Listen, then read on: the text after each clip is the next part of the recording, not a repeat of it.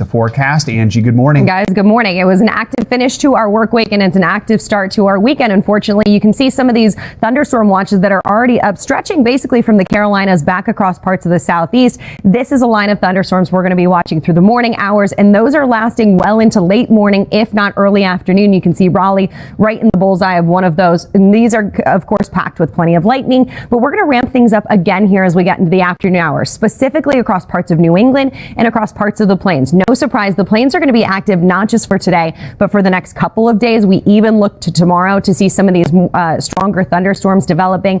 It's going to be Nebraska to Texas that we watch, but let's look at exactly where we're looking for your Saturday plans. 20 million people across parts of the plains. Dallas right in the bullseye of that enhanced risk. It looks like we'll see those strong wind gusts and the damaging hail be the main threats, but of course we can't rule out a couple of tornadoes. That also includes parts of New England, a sliver of it, Burlington included in that, but stretching back towards New York as well. It's the hail, though, that's really going to get your attention. Oklahoma City, Dallas, here as we get into the later afternoon and even evening hours tonight. Tomorrow for your Sunday plans, it's the plains, Wichita right in the center of that, but stretching from Nebraska down to Texas will have that threat. And unfortunately, this lasts into Monday, guys. This will be something that we'll have to watch into the early parts of our work week. All right, Angie, thank you so much. All right, now to this. Chalamet has been my favorite through this entire thing, guys. He is living his best life. All right, you know who's not living their best life? Folks across the South. It is record heat kind of temperatures.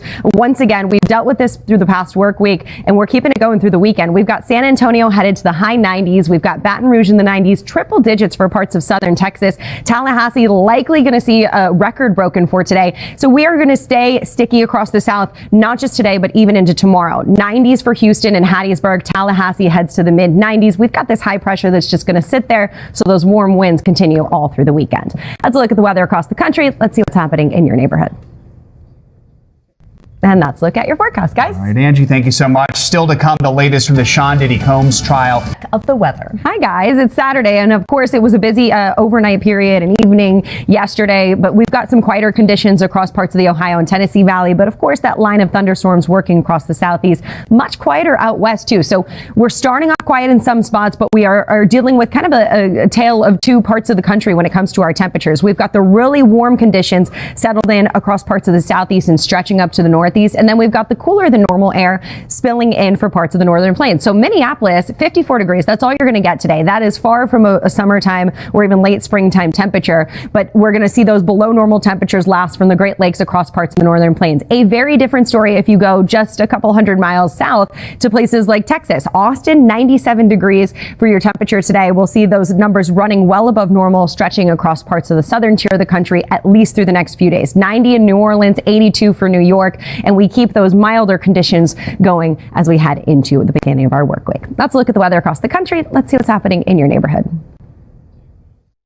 And that's a look at your forecast, guys.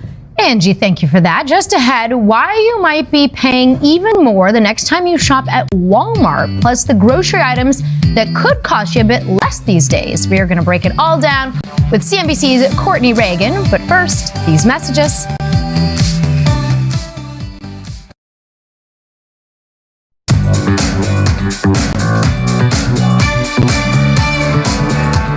We are back now with today's consumer and fears that we are only just now starting to see some of the impacts of the president's tariffs. This week, the nation's largest retailer, Walmart, announced it would be raising prices in the coming weeks because of the tariffs. Let's bring in CNBC senior retail reporter Courtney Reagan, who spoke with Walmart's CFO on Thursday. Courtney, good to have you with us. We'll talk about the Walmart thing in just a moment, but I think folks just need a refresher right now because we've seen tariffs go up, go down, they start, they pause. Where do things stand right now? Right now, right this very second, because this could change, of course, with a tweet or at a moment's notice. But right now, we're sort of in a cooling off period. Let's call it that. So April 2nd was the Liberation Day tariffs announced on 60 trading partners. Those have been basically put on pause for 90 days. So now we're sitting at a 10% universal tariff. With China, however, that's going to be separate. You've got the 10% universal tariff plus a 20% additional fentanyl tariff. So effectively, we have a 30% tariff on all goods coming into the country from China. That stays, we think, until about August while the parties work through that right now. Now, also, this is on top of the tariffs that already existed from the first Trump administration and from the 1930s. So you spoke with the CFO of Walmart, who said they're going to have to raise some prices on some goods. What do shoppers do right now? Like, should we be hoarding certain goods? How do people plan? There's a lot of questions. I think a lot of retailers are also wondering, how do we plan? And so what Walmart's Chief Financial Officer, John David Rainey, said is, look, the administration has made some progress, but it's still too high, the rates that we're looking at right now. They're going to do what they can to mitigate tariffs, to work with their trading partners, maybe change out some features of products, maybe what they're made of, so they're potentially less expensive from a cost standpoint. But they are going to have to pass along price increases to some degree, likely in the next week, maybe the week after. And what's going to be tricky is we don't know exactly which products will see prices increase. Because if you're a retailer that has a portfolio of goods, let's say you've got a signature $5 t-shirt, you don't really want to raise that to $5.65. Yeah. So you're going to take that 65-cent extra cost from the tariff and you're going to put it on another product somewhere else. So it makes it hard to figure out, should I be buying in advance? Because maybe the product I need or want will not actually see a price increase.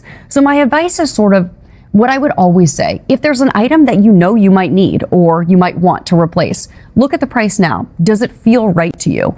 I would be nervous about telling you to go out and buy a lot of things because we could see trade deals happen like that tomorrow, and then maybe you ultimately did overpay.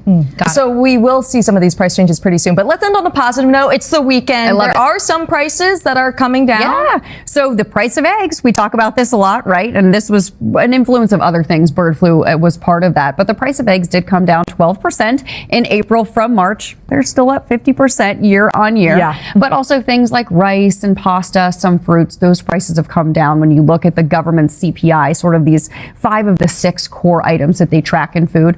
Those prices have come down. All right, we'll take it. Courtney, thank you. Thank you. All right, what's coming up next in Pop Start, Emily? Okay, so still to come, a big... We're back with Pop Start. Emily, it's all you today. All right, guys, let's get in. Have the best soundtracks. They Kids really, days. really do. So good. Kids movie or a club. I think I could go for either. And now the Smurfette video makes sense. Yes. Yeah, we showed the We had Smurfette video. We had questions. All right, up next, Martha. Good. We've been there's seeing gonna them be set up for their after party outside all morning. It's gonna be epic. Cameos like crazy. Perhaps. I mean, it's 50 Easily.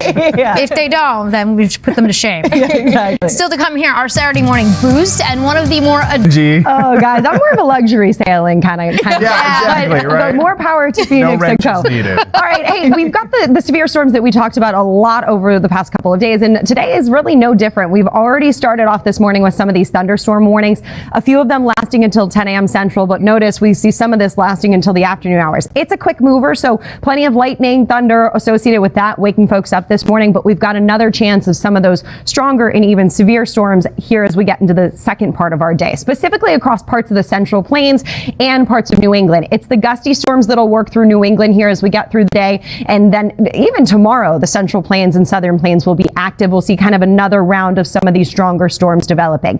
The good news is it looks to be the main threat of wind and hail today, although we can't rule out a couple of tornadoes, specifically Dallas, Tulsa, Del Rio, stretching down to the border, including Little Rock, watching for that. And then up through New England, Burlington, one of those spots that we'll have to watch for Saturday afternoon as well. Let's look at the weather across the country. Let's see what's happening in your neighborhood.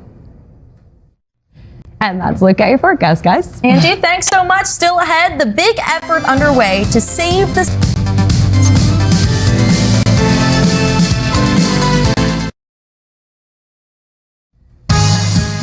We are back this Saturday morning with the efforts by one aquarium to help rescue entangled seals to make sure they can make it back into the water safely. Yeah, Emily, you got a chance to see what they're doing firsthand for this protected species. Yeah, that's right, guys. It's really something to see them in action, disentangling the seals from the mounting plastic nets and fishing supplies in our seas. It's so cool when you get to see those seals return. By the way, it's called galumphing, that undulating motion. You want to say like return, run, walk? No, galumphing, that undulating. That's going to help me in a trivia night sometime. Yeah, there you go. That could be a dance move. We're all galumphing. Show us, Joe. You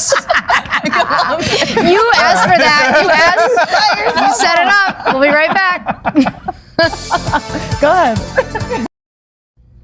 That's going to do it for us on this Saturday morning. We're going to practice our galumphing We're all galumphing with Joe into the Fryer weekend. into the I've already weekend. shown off my dance moves. So. Bye. Have a great weekend, everyone.